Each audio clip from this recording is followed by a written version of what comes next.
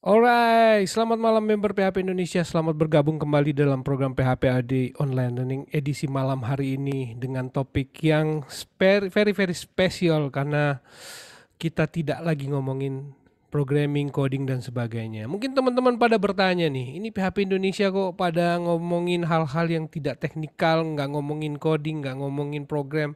Kok bisa gitu?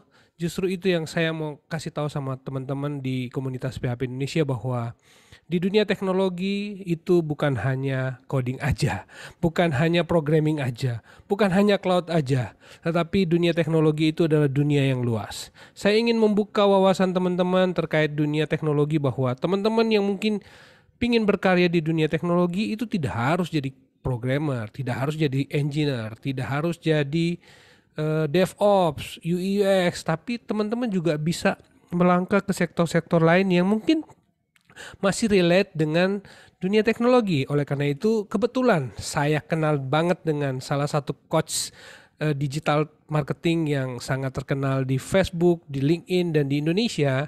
Beliau adalah Andika Wijaya Kurniawan yang malam hari ini saya todong 3 hari untuk mengisi topik kita malam hari ini. Dan pada malam hari ini kita akan bahas mengenai peluang digital agency di Indonesia. Oleh karena itu, saya yakin teman-teman mungkin juga agak aneh. Aduh, saya biasanya cuma ngomongin coding, PHP, titik koma gitu dan sebagainya. Nah, ini kenapa kita ngomongin digital agency? It's okay, kita dengar aja. Siapa tahu mungkin teman-teman besok-besok kepingin berbisnis jadi coding, terus buka digital agency. Oke, kita akan kenalan malam hari ini dengan Om Andika. Sebentar, saya add dulu. Selamat malam, Om Andika. Selamat malam, bro. Oh ya, panggilnya jangan Om, panggilnya Coach. Salah saya manggil. Udah kebiasaan di komunitas panggilnya Om. Gimana kabarnya Coach? Baik-baik, kabar baik banget. Baik ya, berarti sekarang lagi ada di rumah, di Ya, di mana di rumah? rumah. Baru pulang, langsung live. Oh, rumahnya di Jakarta ya? Atau Sekarang di Tangerang Selatan. di Tangerang Selatan? I see. Ada, anak-anak komunitas ada di Tangerang nggak? Tangerang Selatan. Ada banyak di sana justru memang. Cuma memang ya karena aktivitas komunitas 2 tahun terakhir ini memang sudah tiarap semua ya, bukan cuma PHP Indonesia sih, tapi semua komunitas tiarap sudah.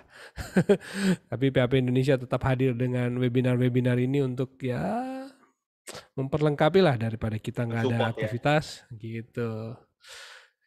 So, gimana kondisi COVID di Tangerang Selatan? Sudah membaik atau gimana di sana? Nggak juga sih. Di sini malah kayaknya semakin parah sih. Makin parah ya. Aduh, jadi orang-orang masih masih agak takut-takut untuk keluar rumah. Betul. Iya, iya. Lebih Ini aman di sudah rumah lah. Di rumah aja juga nggak aman, tetap aja kena.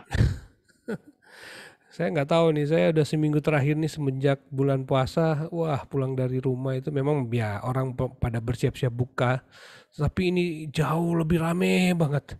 Udah kayak nggak ada apa-apa nih Jakarta ini. Jadi wah, luar biasa. Oke, so malam hari ini Coach kita akan bicara mengenai digital agency. Ini memang topik yang Ya. sangat menarik dan semoga teman-teman juga tertarik untuk mengikutinya. Memang sedikit tapi ini direkam. Jadi mudah-mudahan yang nonton offline juga akan banyak. Oke. Nah, sebelum kita bicara mengenai digital agency, kita pingin kenalan dulu nih sama Coach Andika gitu. Boleh nggak cerita sedikit mengenai latar belakang terus pengalaman di bidang ya di bidang digital agency terus mungkin ya backgroundnya dari mana ya bisa biar teman-teman kita tahu bahwa oh Andika memang keren. Silakan. Oke, thank you, bro. Halo teman-teman PHP Indonesia, PHP atau PHP ID ya sebutannya ya. Ada sebutan lain PHP nggak tuh? Biasanya PHPR, apa PHP PHP apa gitu? ida apa kayak gitu yang nggak ada istilah. Ya, thank you banget udah invite ke sini untuk sharing tentang topik yang menarik ya, karena di era sekarang ini banyak banget sebenarnya usaha yang bisa kita lakukan.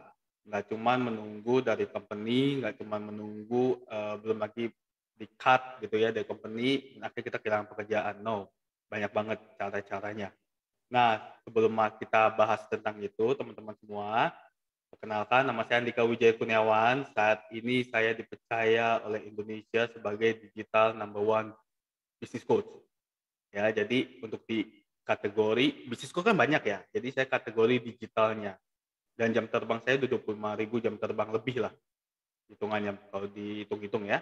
Nah, kemudian saya bukan hanya memiliki bisnis di bagian edukasi, melainkan ada beberapa bisnis yang profilnya bisa teman-teman lihat itu di web saya sendiri. Ketik aja nama saya Andika Wijaya Kurniawan di Google, nanti akan keluar profilnya. Ya, jadi saya punya beberapa bisnis. Salah satunya adalah Idea X Digital yang dimana itu adalah digital agency yang saat ini thanks God dipercaya sudah masuk ke ranah Southeast Asia dan kita baru buka kantor lagi di US. Itu aja Bro. Wow, wonderful. Jadi memang sudah malang melintang di dunia digital agency ya? Atau gimana sih? Saya sendiri masih nggak ngerti nih, gimana sih menstrukturkan antara digital agency, digital marketing, digital apa gitu? Itu bagaimana sih hubungannya? Saya agak bingung aja. Jadi kalau misalnya digital agency itu kan kita sebuah perusahaan agent, agen lah, Oh, agensi, ya kan, yang menawarkan beberapa layanan tepatnya. Nah, biasanya digital agency itu tuh dia punya layanan kayak digital marketing service, kemudian social media marketing service, kemudian ada juga konsultasi, dan masih banyak lagi. Dan digital marketing itu kan juga dibagi lagi, ya kan? Ada SEO, ada ads, iklan, ya kan? Kemudian sosial media, ya kita tahu sosial media ada sosial media marketing, sosial media manajemen, dan masih banyak lagi. Dan konsultasi pun ada konsultasi digital marketing, strategi bisnis secara digital, dan lain-lainnya. Nah, kita itu agensi itu adalah mereka yang um, apa ya sebutannya ya, sebagai jembatan untuk perusahaan-perusahaan atau UKM-UKM itu bisa menggunakan digital secara apa ya, secara gimana bahasa gampang ya, secara gampang gitu. I see. Oke, jadi oke lah. Kita malam hari ini tuh teman-teman akan bahas lebih banyak mengenai digital agency itu seperti apa sih. Saya juga terus terang tidak common dengan ini, tapi saya juga punya semangat belajar yang sama dengan teman-teman. So kita akan belajar sama-sama. Sebelum kita akan masuk ke tanya jawab, sebagai informasi, program PHP di Online Learning terselenggara berkat kerjasama PHP Indonesia dengan sponsor-sponsor. Dalam hal ini dari oke, bentar. Dari Niaga Hoster dan Kodepolitan, Refactory, Kiskas, Sendit, dan Rumah Komunitas. Terima kasih untuk sponsor-sponsor yang terus mendukung program ini. Terima kasih untuk supportingnya mereka. Salam sehat selalu untuk setiap CEO-nya dan seluruh staff yang bekerja di sana. Semoga kita terus berjuang di tengah pandemik dan kita going to next level di tahun 2022 ini. Oke, kita akan langsung masuk ke pertanyaan yang mungkin paling sering ditanya sama orang-orang ini, digital agency ini binatang apaan sih ini? Berapa besar sih peluang nih digital agency di Indonesia? Dan bagaimana ceritanya ini bisa sampai ada bisnis digital agency di Indonesia? Nah, ini mungkin pertanyaan yang menarik. Silakan Kang Andika. Oke, jadi digital agency itu pertama kali itu kalau misalnya kita pernah dengar ya, itu sebutan itu freelance sebenarnya. Awalnya, kalau tahun 2000, I think 2000 berapa, 2005 maybe, itu belum ada sebutan digital agency sebenarnya. Kalau nggak salah Bubu Studio doang yang pertama, yang membawa nama digital agency tersebut. Nah, sebelumnya cuma sebatas freelancer, ya kan, orang tahu cara buat web, kemudian dia nawarin secara pribadi ke perusahaan, proposal, dan kemudian ketika deal, maka dia akan kerjain. Nah, itu freelancer. Tapi seiring dengan perkembangannya zaman, banyak orang yang pengen cepat, banyak orang yang nggak mau pusing mikirin masalah web, masalah advertising, dan akhirnya kebentuklah digital agency sebutannya, yaitu apa, agensi digital. Kalau misalnya kita tahu yang namanya marketing agency. Ada juga tuh marketing agency. Jadi dia yang akan membawa outsource-nya, tim-tim outsource-nya untuk membantu perusahaan memasarkan produk tersebut. Ada juga sales agency. Sales agency itu mereka perusahaan yang memiliki outsource untuk membantu perusahaan, UKM atau siapapun yang tidak memiliki tenaga penjual, maka akan dibantu tenaga penjualnya yang sudah profesional ya, mereka di training dulu, dikasih perlengkapan dulu lah sebelum mulai terjun ke lapangan. Nah, begitu juga dengan digital agency. Digital agency itu makanya ada beberapa tadi layanan seperti digital marketing, web development, sosial media, manajemen dan advertising, kemudian ada konsultasi, itu tujuannya adalah untuk menjembatani antara orang yang pengen cepat atau orang yang gaptek sebutannya ya, gaptek pengen cepet, kemudian yang penting nggak harus ngerjain sendiri. Nah, disitulah pasarnya kita sebenarnya, pasar dari digital agency tersebut. Jadi kalau misalnya ditanya berapa luasnya, peluang tersebut luas banget sampai saat ini, masih luas Oke. banget. Nah, persoalannya sekarang kalau kita bicara mengenai peluang, ini berarti kan kita bicara mengenai perusahaan enterprise yang memang sudah lebih aware tentang mungkin tentang teknologi dan tentang UKM. Berarti sebenarnya peluangnya dari sisi perusahaan-perusahaan besar maupun sedang maupun kecil itu bagaimana bentuknya untuk digital agency itu? Kalau dibilang aware juga mereka sebenarnya nggak aware. Oh, Mostly, oke. iya, mostly kebanyakan klien-klienku itu adalah mereka yang tanda kutip sok tahu, sebenarnya sok tahu. Ya kan, ketika kita ketemu, kita bahas, nah ternyata mereka nggak tahu apa-apa gitu loh. Oh, kita tahu Oke. nih Google Advertising kan harusnya gini ya, harusnya begitu. Begitu kita udah ketemu, kita jelasin, oh begitu ternyata. Jawabannya cuma begitu, mereka nggak tahu. Mereka hanya Oh, sebatas tahu kulitnya yang dimana mereka cari, ya kita tahu lah ya, sumber informasi di Google di mana-mana juga banyak gitu. Cuman pada saat doing atau prakteknya mereka nggak tahu. That's why mereka membutuhkan kita sebagai penengah yang bisa membantu mereka. oke. Nah, ini kan yang terjadi nih di kalangan komunitas nih di apalagi komunitas seperti PHP Indonesia gitu ya. Mereka kan selama ini mindsetnya perusahaan itu ya perusahaan teknologi. Ya namanya peluang digital ya sudah pasti hidupnya dari situ mereka ngerti. Nah sekarang kalau kita compare dengan perusahaan-perusahaan yang non teknologi, nah itu kurang lebih bagaimana pandangan coach? Kita compare dengan perusahaan teknologi. Perusahaan-perusahaan yang non teknologi yang tadi dibilang mereka Oh, cuma sok tahu aja. oh non teknologi berarti. Iya non teknologi ya Mereka mungkin tuh mereka membutuhkan jualan apa gitu. mereka tuh Jadi bukan membutuhkan kita banget. Contoh, membutuhkan. contoh paling gampang. Apalagi di era pandemi, kita bahas yang era pandemi aja ya. Era pandemi ini Mhm. digital agency udah pasti kebanjiran order. Kenapa? Karena Ah, mereka harus ngebuatin web, aplikasi dan lain-lainnya, software house, in-house, apapun sebutannya lah ya. Itu wajib ada di era sekarang.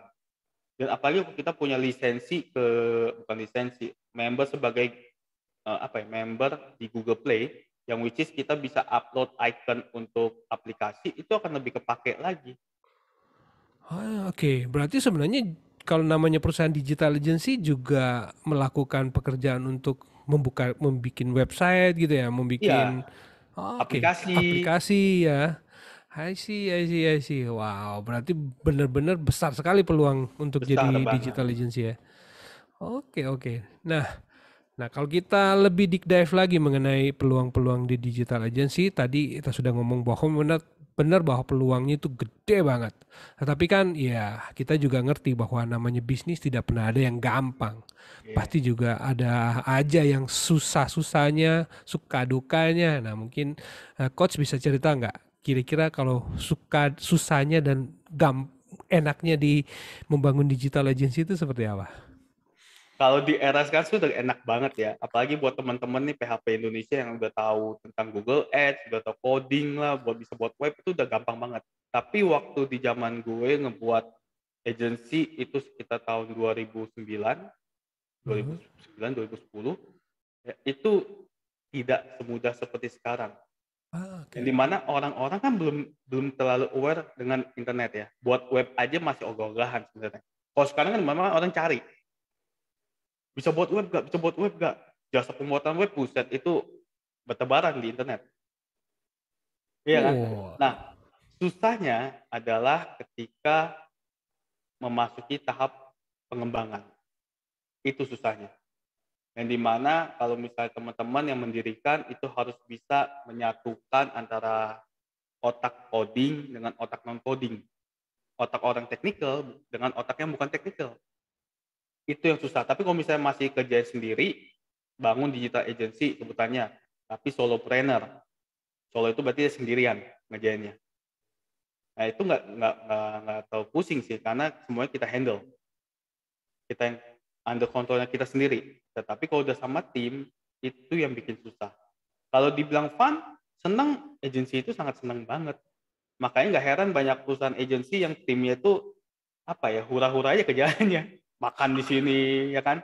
Kadang-kadang kalau di tempat kerjanya itu mereka disiapin yang namanya meja biliar, Game Boy, kalau nggak Nintendo, PS, whatever gitu. Bisa main game PC. Kadang-kadang ya, ada satu tempat itu, saya nggak usah sebut mereknya, jadi timnya itu kalau lagi bosen, mereka itu main, sorry, main Valorant. Tanda, Mobil-mobilan ya. mute dulu, mute. Ya, jadi mereka tuh main game, satu satu kantor itu mainnya tuh kayak tahu Valorant kan? Game Valorant. Kalau nggak dari zaman dulu sebutnya apa ya? CS lah, CS. Counter Nah, Strike. Nah, jadi mainnya tuh begitu satu kantor. Lagi jam istirahat, lagi boring banget, lagi bosen banget, mereka mainnya seperti itu. Kalau di kantorku atau di timku itu, kalau mereka lagi bosen banget mainnya Mobile Legend. Satu tim.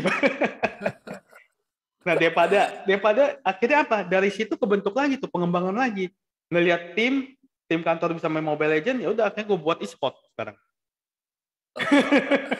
iya, berarti pekerjaan digital agency sebenarnya pekerjaan yang memang memungkinkan untuk Fun. fully remote ya memang. Iya, Ya full fully remote remote, kerja di mana aja. senang-senang gitu ya. Jadi nggak mesti kerja bisa di mana aja. Lagi di kafe, kita senang-senang dulu sebelum kerja gitu ya. Ya, tapi ingat, ini juga kelemahan dari digital agency. Tapi ingat adalah kontrak kerja tetap harus ada. Kayak misalnya nih di Idea X itu timnya sebar ke seluruh Indonesia. Oh, oke. Ada programmer gue tuh yang ada di Medan, ada programmer gue yang ada di Batam, ada yang bagian Google Export gue itu ternyata ada di Lampung. Tetapi terms and conditionnya harus jelas. Dan yang biasanya gue lakukan adalah kalau lu kerjaan lu nggak beres dan kita review misal 3 minggu langsung di cut, batal kontrak kerja sama. Ya, ada keleluasaan tapi juga ada tanggung jawab yang besar di Ya, dalamnya, begitu betul. ya. Oke, berarti sebenarnya kalau bicara komunitas di PHP Indonesia gitu ya, mereka kan mostly kebanyakan technical nih. Memang coach lebih menyarankan mereka untuk gabung ke digital agency yang existing atau mereka bangun digital agency sendiri? Sebenarnya kalau misalnya dibilang technical juga background gue itu technical. Gue background gue Oh, itu IT malah. IT yang which is kita berhubungan dengan coding-codingan lah, dengan bahasa pemrograman ya kan. mhm. Tapi itu bukan sebagai sebuah alasan kalau misalnya kayaknya mau belajar dulu deh, gabung dulu. No, waktu kita lagi jalanin bisnis, kita itu butuh yang namanya action tepatnya. Jadi mendingan lu terjun bebas dan lu tahu masalah dan lu bisa selesaiin daripada apa ya, ngebuntutin satu orang terus ngikutin si kisah suksesnya which is lama banget lu naiknya gitu. Oke, berarti sebenarnya mereka bisa naik pangkat dong. Mungkin kebanyakan mereka selama ini berpikirnya sebagai freelance gitu ya. Ada orang nyari, gue bikinin. Nah, yang membedakan mindset freelance dan mereka yang sudah memang benar-benar terjun ke digital agency dalam pandangan coach itu seperti apa? Kalau freelance itu dia lebih condong ke arah ini project gue dapetin duitnya ya gue pakai sendiri.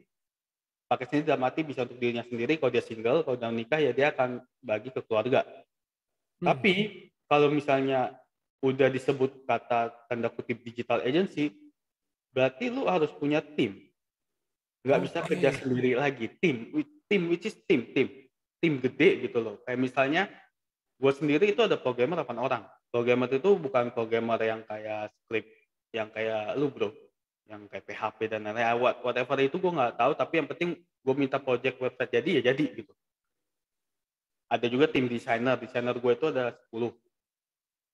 Dia akan handle Oke. sosial media, desain sosial media kan. Walaupun sekarang ada Canva, it's okay. Yang penting jadi. Jadi begitu ada 3-4 klien itu bisa dihandle atau 5 klien itu gue masih bisa handle. Gue maksimal handle itu bisa megang 20 klien Hmm. Oke, sorry. maksimal. Saya agak nge-flag Freeze. tapi sebentar ya. Ya. Tapi nggak apa-apa, ini saya masih bisa lihat sih. Iya, jadi 20 klien. Nah, kalau freelance satu orang kalau dia dalam dalam seminggu bisa handle 20 orang, ya berarti lu bukan bukan freelance lagi, lu pasti punya tim gitu. Tapi kalau dia freelance yang benar-benar solo, dia nggak mungkin bisa handle kayak 20 klien dalam seminggu, nggak mungkin. Betul ya? Hmm. Kerjain Yes, satu yes. project website aja berapa lama gitu. Nah, itu yang membedakan freelancer dengan digital agency karena udah ada tim dan semakin besar tim tersebut. Makanya Oh, makanya oke. nggak heran kayak misal perusahaan agency itu dia punya apa ya? Punya apa sih sebutannya dalam bisnis gue lupa lagi. Punya ini loh apa namanya? Goal. Sebutannya gampangnya goal lah, target-targetnya. Ini misalnya nih kita udah ngebangun digital agency dari nol. Terus nextnya mau dapetin berapa target targetnya berapa klien, dari berapa klien itu kita mau share profit berapa atau mau dapetin profit berapa income-nya. Nah itu tuh naik. Oh, menarik sekali. Kalau Nah, sedangkan kalau misal freelance kan cuma mikir gini, kalau freelance tuh oke, gue cuma targetin anggaplah seminggu 2 orang, gue kerjain 2 web, satu web anggaplah 5 juta, berarti 2 10, ya kan, kerjain ya kita hitung paling cepet 2 minggu lah, ya udah 2 minggu dapat 20 juta beres, right, betul ya, ya betul. udah cukup cuma Kalau 10 juta. hmm, Kalau cukup ya nggak apa-apa, kan tiap orang beda-beda ya. Tapi kalau misalnya cukup ya nggak apa-apa. Tapi kalau misalnya pengen lebih, ya bangun aja digital agency. Billion, bro. Billion. continue berarti mestinya ya. Iya, Harus maksudnya dirawat gitu kalau bisa jadi customer kita selamanya biar duitnya iya, masuk betul. terus gitu ya. Mm. Oke. Kira-kira coach bisa bisa buka rahasia sedikit gak dari kasus-kasus customer yang paling sederhana, paling umum, mereka biasanya requestnya seperti apa? Basicnya dulu deh. Basicnya itu adalah konsumen selalu bawel. Ya, itu basicnya dulu. Jadi konsumen itu selalu bawel dan kita nggak bisa menghentikan apa ya namanya kayak keponya mereka, bawelnya mereka, nuntutnya mereka. Kayak misalnya nih kita ngerjain kita bilang dalam waktu 2 minggu akan selesai. Dan ternyata kita ada kendala sendiri di dalam internal tim. Yang which is nggak bisa sampai 2 minggu. Nah, Oh, solvernya berarti kita harus jujur aja gitu loh. Kan nggak usah cari-cari alasan. Solvernya adalah bilang aja kita ada pemasaran internal atau apalah alasannya yang jujur dan bilang dan mereka akan ngerti kok biasanya. Nah biasanya masa digital agency itu cuma di masalah timing, working timingnya doang. hmm. Yang kadang-kadang tuh kita ya sebagai agency, kita sebagai freelance pun bisa mundur kan. Kita nggak tahu nih bisa kita kena COVID. Kita nggak mungkin kita pastiin 2 minggu COVID loh. Betul kan? Karena pasti mundur. Apalagi bulan puasa gini kan dari jam 9 sampai jam 3 kadang. Kalau di tempat gue jam 9 sampai jam 3 kalau sama bulan puasa. Nah itu kan nggak mungkin bisa ngejain kayak tidak belum puasa, betul ya? Sembilan Oke. ke 5 kadang 9 ke 9 malam mereka begadang. Gitu. Paling pemunduran waktu, working timing, kemudian keterbukaan terhadap apa ya budgeting. Itu penting banget.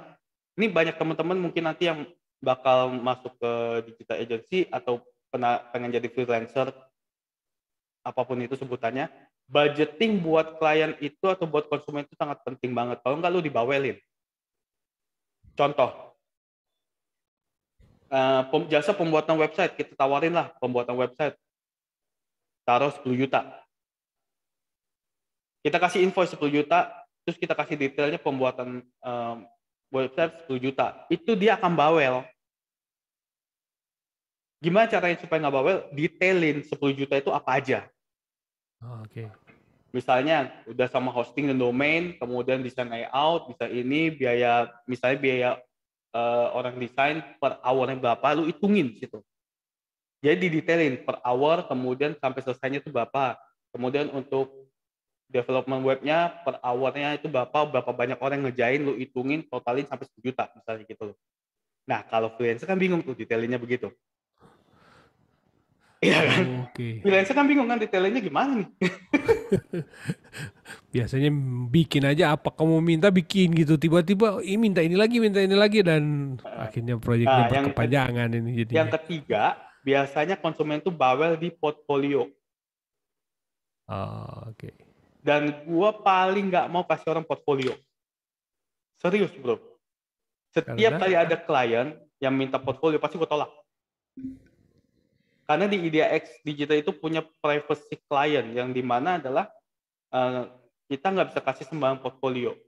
Karena ada klien yang bangga dibuatin sama kita, webnya bagus misalnya, tapi ada klien yang, oke, nggak usah sampai tahu deh kalau gue buat di lo. Nah, kita punya regulasi itu, kebijakan namanya kebijakan privacy client. Kalau biasanya kan orang-orang pada ngincar portfolio dulu nih, portfolio dulu, gitu kan ya. Kalau gue di tempat gue nggak butuh itu. Jadi sistemnya Oh, itu lu percaya ya udah ayo kita buat, kalau lu nggak percaya ya sudah, dan beres. oke. Oke, selain biasanya di common customer yang mungkin minta bikin website, bikinin domain, apakah ada banyak juga di antara mereka yang mungkin minta sampai penanganan marketing atau promosi di sosmednya? Ada. Kayak misalnya itu kita punya layanan digital marketing itu kita handle namanya Google Ads. Google Ads, SEO juga khususnya, dan itu sekarang ini lagi gencar banget. Dua layanan itu paling paling lagi menjadi paling rame lah, Google Ads, SEO. Sedangkan sosial media ya cuma manage, kita cuma manage aja sosial media. Oke, berarti memang 100% project sosmed itu pasti diserahkan ke digital agency-nya ya? Mungkin seperti itu kebanyakan? Iya, kebanyakan begitu. Karena mereka nggak punya waktu untuk update tiap hari kan. Oh, oke.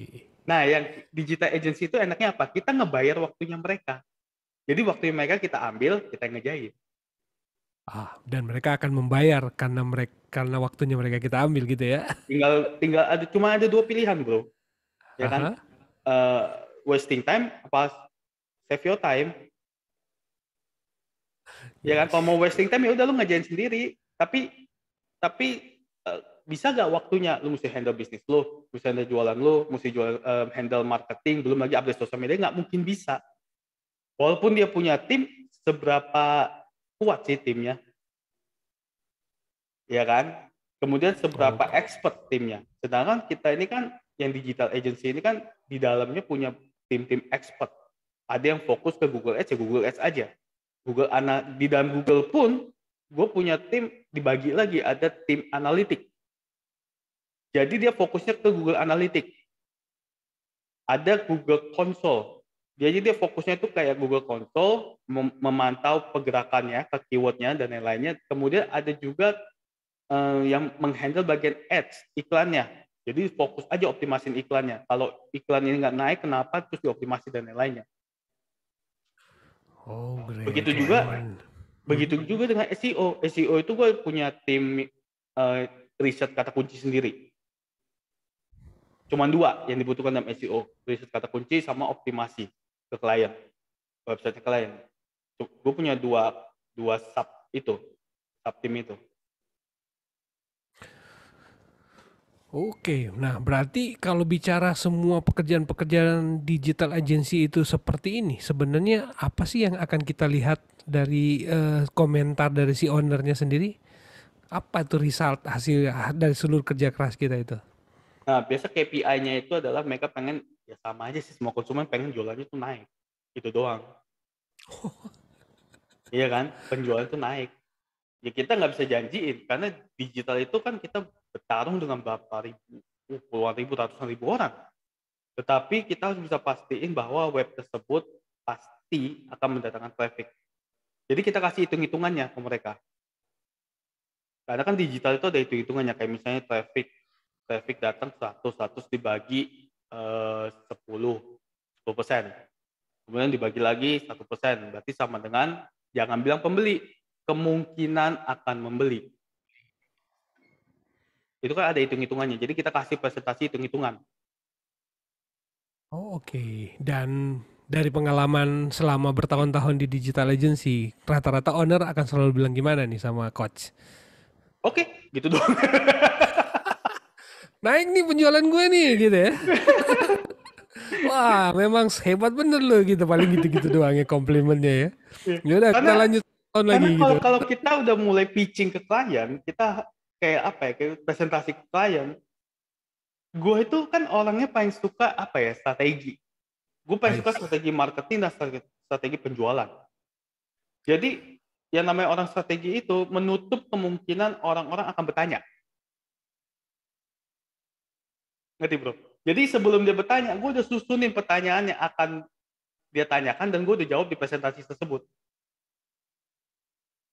Kunci Paling gitu ya. paling kalau misalnya orang klien tersebut pengen cari-cari lah pertanyaan-pertanyaan, paling dia akan tanya, lah ini siapa aja? Gue tinggal tampilin. Kayaknya dari sini ini, perusahaan-perusahaan gede lah yang tampilin, udah pasti UKM mah ya di belakang lah, ya kan? Terus stuck dong dia pasti bingung mau nanya apa aja kan? Kemudian pasti akan nanya lagi, kapan selesainya? Nah itu yang pertanyaan menjebak biasanya. Kapan selesainya? Kita nggak bisa tahu kapan selesainya. I see, I see. Wah, menarik banget. Tapi bicara mengenai dunia digital agency, gimana sih kompetisi di dunia agency ini? Apakah cukup kompetitif atau berapapun yang masuk silakan aja, kayaknya pasarnya masih besar nih gitu. Itu Nah, gimana pandangan? enaknya bro, gue sharing ya. Enaknya itu adalah Hah? di dunia digital kalau kita sering ketemuan dengan apa namanya pemilik digital agency lainnya juga, tim-tim lainnya juga, kita bisa lempar project. Oh, Jadi sebenarnya digital agency itu nggak ada kompetisinya malah. Kita bisa lempar kayaknya semua project. ada kuenya masing-masing ya. Kayak misalnya bro, gue lagi penuh nih, lu kosong nggak? Kosong. Ya udah gue lempar ya, ntar gue ambil berapa persen aja. Biasa lah. Oke, Ya kan kayak gitu kan biasa kan, persenan biasa biasa. berapa. Udah beres. Wow, wah asik gitu kayak gitu. Jadi kalau bisnis yang oke lah sama-sama bagi-bagi project malah lebih menyenangkan kita ya, nggak ada kompetisi. Right. Oke, mungkin ada yang mau bertanya dari, coba saya scan dulu, saya sudah nggak monitor lagi nih di, oh ada nih dari Mas Taufik Fakhrudin. Oh ini apa pertanyaan bukan ya? Sangat membuka wawasan bagi kami-kami ini. Perlukah kita misal sebagai seorang programmer yang akan berkembang untuk menjadi marketing juga secara solo, atau memang sebaiknya kita membuat sebuah tim yang dibagi-bagi tugasnya? Terima kasih. Oke, kalau misalnya lu punya budget, ya lu bangun tim. Tapi kalau misalnya budget masih mepet, solo aja dulu. Minimal ngerasain dulu problem dari marketing itu apa dan solvernya itu apa. Gimana cara solvernya, selesainya. Itu kalau misalnya konsumen menolak, kita harus jawab apa. Nah itu solver. Problemnya menolak, ditolak. Solvernya seperti apa? Gimana cara selesainya. Nah kebanyakan kan begitu kita ditolak, jawabannya apa? Oke, kalau gitu terima kasih. Gitu doang kan ya. Nah, kalau gue nggak mungkin begitu, bro. Kalau gue itu pasti gue akan cari, gue kejar orangnya. Sampai misalnya nih, dia bilang, oke kayaknya nanti aja. Nanti dulunya kenapa, Pak? Mungkin buat kita revisi nih, supaya kita tahu. Oh, terus dia kasih jawaban, contoh. Ya kayaknya kurang menarik representasinya. Di bagian mana atau slide keberapa. Jadi gue bisa tahu, nih orang menyimak apa enggak, gitu loh. Kita kejar sampai dia akhirnya, oke, ya udah deh, saya kerjasama dengan kamu aja. Nah gitu. Oh, itu trip banget itu ya. Baru masuk ke closing karena gua itu jadi pebisnis bukan langsung bro, jadi gue pernah namanya jadi marketing kartu kredit, pernah asuransi, pernah semuanya gue pernah gue jalanin waktu masa muda, masa muda. Iya. Jadi tapi kalau anak zaman sekarang kan misalnya join sebagai marketing kartu kredit tujuannya adalah untuk dapetin duit. Kalau gue dulu enggak. Waktu gue join jadi marketing kartu kredit lah, asuransi lah, pokoknya semua bidang yang banyak orang tolak gue join. Supaya apa? Supaya gue ditolak. Dengan gue ditolak, gue jadi tahu nih, oh konsumen kalau ngomong A dan dia nolak, gue harus bagaimana jawabnya. Justru kalau gue closing waktu itu, misalnya nih ada orang mau buat kartu kredit, kalau misalnya dia buat, gue malah nggak seneng. Kayak, aduh gampang banget sih, tolak kek, ngapain kek gitu. Karena butuh ditolak. Nah akhirnya dari situ dari pengalaman itu gue belajar banyak hal. Oh rata-rata orang kalau misalnya menolak itu jawabannya begitu-begitu aja. Contoh, kalau misalnya ada agen asuransi telepon kita, dia baru ngomong kita ada agen asuransi A, kita jawabnya apa? Nanti dulu deh. Iya kan? Paling gitu kan, Oke. nanti dulu deh, belum belum apa ya namanya? Nanti aja, belum kepake, belum belum mau. Paling kan jawabannya begitu kan dari kita kan. Nah, itu tuh sebenarnya bisa di-handle, namanya handling objection. Kita bisa handle, oh belum maunya kenapa Pak? Kita tanya balik. Nanti aja deh, oke kapan? Gitu loh. Kebanyakan mental anak sekarang kan kalau dibilang nanti dulu deh, oke terima kasih ya. nanti kita boleh hubungin lagi, udah pasti nggak boleh.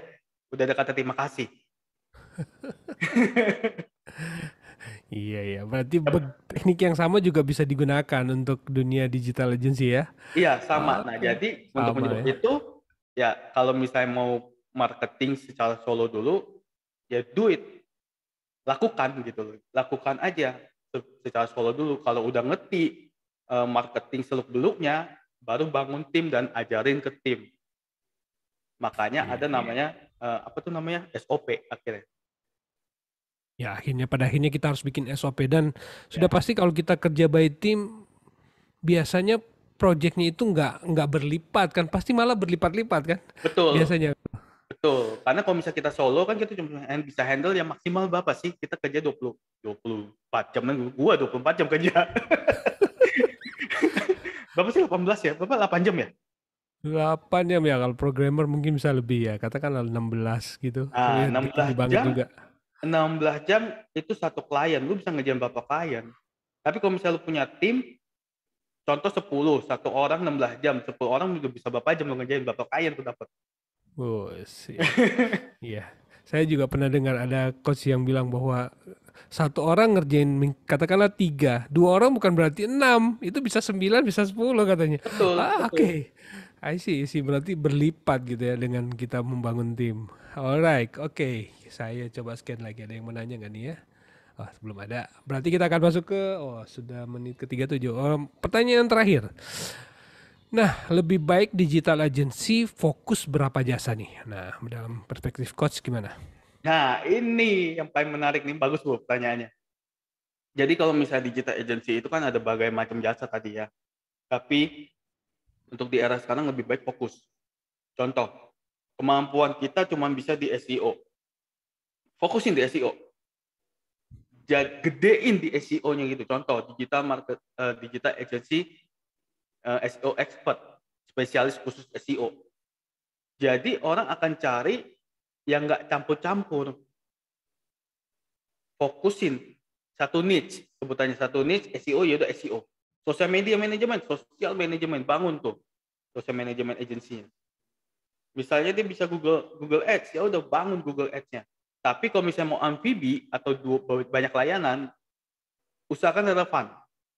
Ini untuk yang awal ya, pemula ya bro ya. Usahakan Yep. relevan. Contoh, kalau misalnya udah bermain di area search engine, berarti tawarkan tentang sesuatu tentang search engine. Contoh, SEO, Google Ads, Google Analytics, Google Console. Tambahan lainnya apa? Ya web design. Search engine kan? Web kan? Nah itu. Udah 5 ini aja fokusnya. Jangan baru mulai, tahu udah pengen begini, pengen begitu. Supaya kita banyak layanan, supaya kita banyak produk. Gak laku. Udah lewatin. Gak laku. Karena dianggap nggak fokus ini. Iya, gak Udah laku. bikin satu, bikin banyak, tapi yang ini nggak maksimal, yang ono nggak maksimal. Mendingan satu dua tapi maksimal gitu ya, coach Maksimal. ya. Oke, oke. Waduh, asik banget nih. Oke.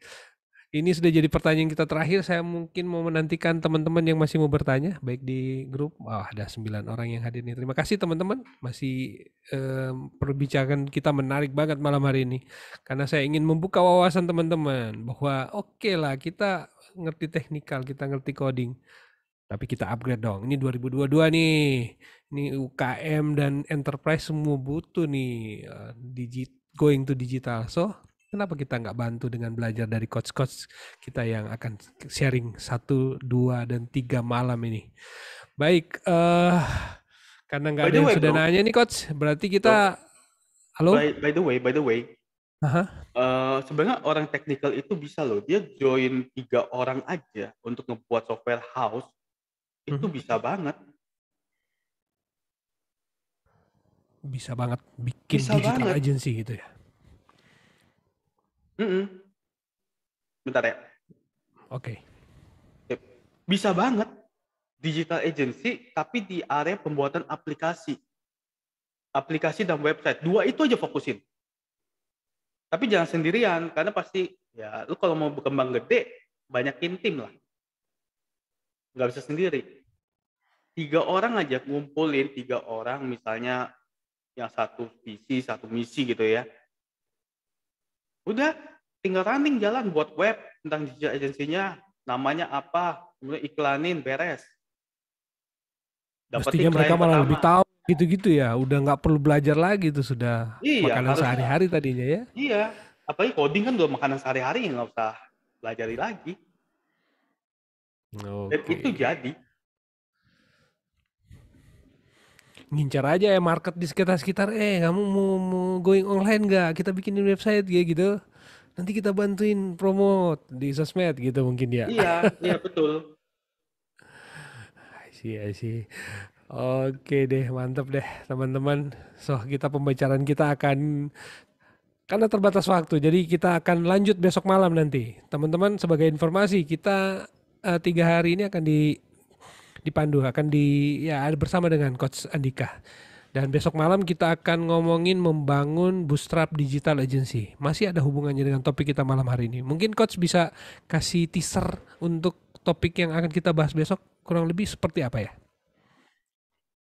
Besok itu kita akan bahas tentang apa? Gue juga lupa tuh. Tentang apa sih? Membangun bootstrap digital agency. Nah, ini menarik teman-teman. Membangun bootstrap itu berarti lu nggak harus modal gede. Jadi gue akan sharing pengalaman gue pertama kali ngebangun digital agency, modalnya berapa, gimana caranya, mulainya dari mana. Nah itu. Wes, mantap. Nah, itu teman-teman. So, kalau teman-teman mau gabung lagi besok malam masih di tempat yang sama di PHP di Online Learning edisi besok malam. Terima kasih banget nih Coach sudah berbagi cerita dengan Ya, kita malam pertama ini. Semoga teman-teman tercerahkan dan bisa punya semangat baru di 2002 nih. Covid sudah mulai berakhir nih. Ayo, jangan cuman di teknikal, kita naik kelas dong, harus naik kelas untuk bikin digital agency dan kita bantu UKM maupun enterprise di Indonesia. bro, lu buat program Betul. dong, bro. Buat Ya, ya, ya. program. Namanya ini, apa namanya? Coding naik kelas. Coding naik kelas, coder naik kelas, boleh. Udah naik kelas. Coder naik kelas, ya naik kelas. Makanya saya topik tahun 2022 itu move to next level, karena saya berharap Mantap. teman-teman itu jangan begitu-begitu aja. Udah COVID lagi, udah nyaman di tempat ini. Nah ini waktunya untuk naik level dong, naik kelas gitu kata Coach Andika. Alright, oke itu aja dari pengumumannya. Benar, kita akan ketemu lagi dengan Coach Andika besok. Jadi teman-teman nanti bergabung lagi di jam yang sama setelah teman-teman taraweh, gabung lagi di tempat ini.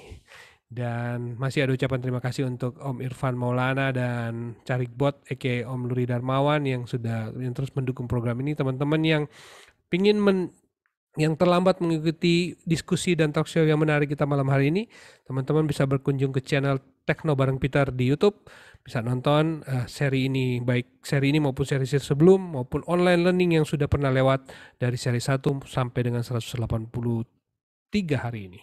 Dan PHPAD online learning masih membuka donasi, teman-teman yang mau membantu, ayolah kita berbagi berrezeki di bulan Ramadan ini.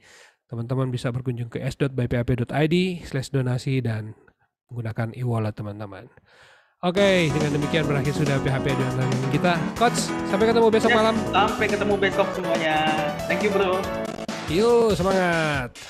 Didi yang sudah hadir juga. Terima kasih Didi. Oh, ada Didi ya? Thank you, Didi. Ada Didi Triadi nih.